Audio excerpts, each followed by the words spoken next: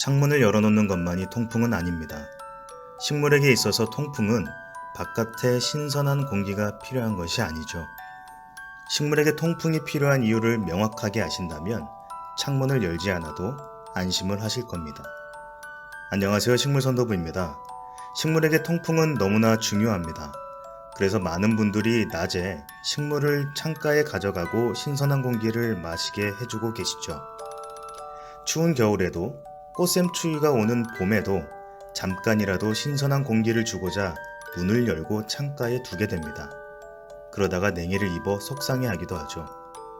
안타깝게도 식물에게 있어서 통풍은 바깥의 신선한 공기를 마시게 해주는 것이 아닙니다. 먼저 식물에게 통풍이 필요한 그 이유를 살펴보도록 하겠습니다. 통풍이 필요한 첫 번째 이유는 이산화탄소 재충전입니다. 식물은 광합성을 하면서 먹을 음식을 만든다고 했죠. 이 광합성을 할 때에 필요한 게 바로 이산화탄소입니다. 그런데 식물이 공기 중에 있는 이산화탄소를 먹고 광합성의 결과로 산소를 내뱉는데 식물은 사람이 호흡하듯이 힘차게 후 하며 뿜어내지 못해요. 그러니 바람이 없다면 산소를 내뱉는 이 잎의 주변에 산소가 움직이지 않고 가만히 머물러 있게 되어 이 잎에 산소의 농도가 올라가게 됩니다.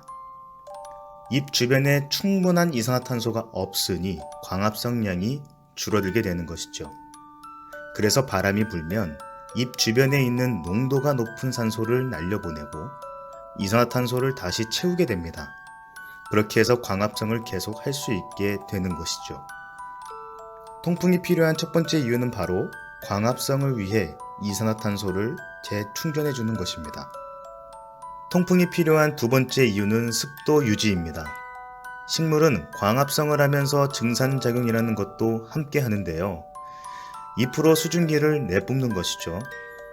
증산작용으로 인한 수증기가 잎으로 배출되면서 식물의 잎 주변에는 습도가 올라가게 됩니다. 만약 공기의 흐름이 없다면 잎 주변에는 습한 막이 생기게 되고 이 막은 거의 습도가 100%까지 올라가기도 합니다. 만약 습도가 100%까지 올라가면 잎의 기공은 단단히 닫히고요. 증산량은 감소하겠죠. 너무 습한 것보다는 적당히 습해야 증산작용이 활발해집니다.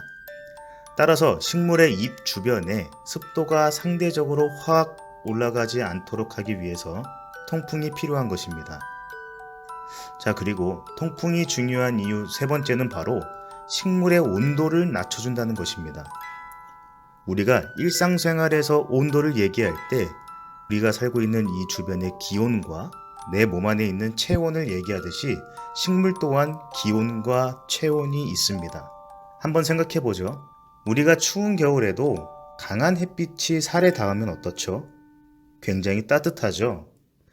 반면 아무리 강한 햇빛이 살에 닿아도 바람이 많이 불면 너무나 춥습니다. 식물에게 좋은 온도는 20도에서 25도라고 말씀을 드렸습니다. 하지만 식물이 있는 실내 온도가 25도라고 해서 절대로 안심하시면 안 됩니다. 햇빛이 잎면에 닿으면 잎의 온도는 올라가게 되죠. 당연히 잎뿐만이 아니라 줄기, 화분 등 햇빛이 닿는 모든 곳에는 온도가 올라가게 됩니다. 그러면 당연히 식물은 온도가 높아져 호흡량이 증가하게 됩니다. 호흡량이 너무 증가하면 당연히 식물에게 좋지 않겠죠. 지난 영상에서 온도와 호흡에 대해 영상을 시청한 분이시라면 충분히 이해하실 겁니다. 실내 온도는 25도인데 따스한 햇빛이 식물에 닿기 때문에 식물의 온도는 30도, 심하면 40도도 넘어갈 수 있습니다. 이때 필요한 것이 바로 바람입니다. 바람이 계속 불면요, 공기 중의 온도보다 높은 이 잎의 온도를 바람이 계속 불면서 그 온도를 떨어뜨려 주게 됩니다. 공기 중의 온도인 25도와 같도록 만들어주는 것이죠. 식물에게 필요한 온도는 공기 중의 온도만 체크할 것이 아니라 식물 자체가 느끼는 체온도 신경 써주셔야 한다는 겁니다. 적절한 통풍을 통해 햇빛에 닿은 식물의 체온이 올라가지 않도록 신경을 써줘야 식물에게 필요한 온도를 맞춰줄 수 있는 것입니다. 마지막으로 통풍이 중요한 네 번째 이유는 바로 웃자람 방지입니다. 웃자라는 이유 중에 하나가 온도인데요. 통풍을 통해 온도를 잡아주게 되면 웃자람을 예방할 수 있습니다. 식물도 또한 생명체라 그런지 자꾸 건드리거나 움직이게 하면 스트레스를 받게 됩니다. 그래서 바람이 식물을 흔들어주면 식물은 스트레스를 받게 되고 흔들어대는 바람이 주는 그 스트레스로 인해 짧고 굵고 단단하게 자랍니다. 자, 이제 통풍이 필요한 이유는 알았는데 그렇다면 이 겨울철에 통풍은 어떻게 시켜줘야 될까요? 식물에게 가장 좋은 통풍은 바로 인위적인 바람을 만들어주는 것입니다. 선풍기도 좋고요. 서큘레이터도 좋습니다. 다만 바람이 너무 세면 식물은 기공을 닫아버립니다. 그러면 광합성도, 증산작용도 하지 못하게 되겠죠. 아무리 선풍기를 약하게 틀어도 가까이서 불어대면 식물에겐 기공을 닫게 되는 매우 센 바람이 되게 됩니다. 그래서 가장 좋은 바람의 세기는 식물로부터 매우 먼 곳에서 벽을 타고 흐르는 약한 바람이 좋습니다. 식물이 산들산들 흔들리는 정도의 약한 바람이 좋다는 것이죠. 요즘 같은 겨울에 추울 때에는 문을 열지 않아도 됩니다. 우리 사람도 겨울에 환기를 제대로 안 시킨다고 해서 산소가 사라져서 호흡곤란이 오거나 그렇지 않잖아요.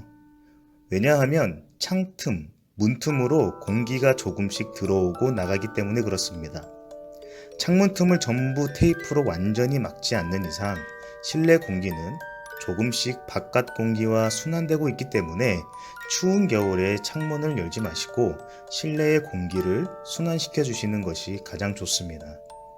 괜히 창문을 열었다가 식물이 냉해를 입으면 너무 속상하잖아요. 만약 겨울에 사람의 건강을 위해서 그리고 화분에 자꾸 곰팡이가 끼는 것을 예방하기 위해 환기를 시키고 싶으시다면 식물에게서 가장 먼 곳에 창문을 열어 환기를 시켜주는 것이 좋습니다. 이번 영상에서는 식물에게 통풍이 왜 중요한지에 대한 이유를 짚어드렸고요. 창문을 여는 것만이 통풍은 아니라는 것을 말씀드렸습니다.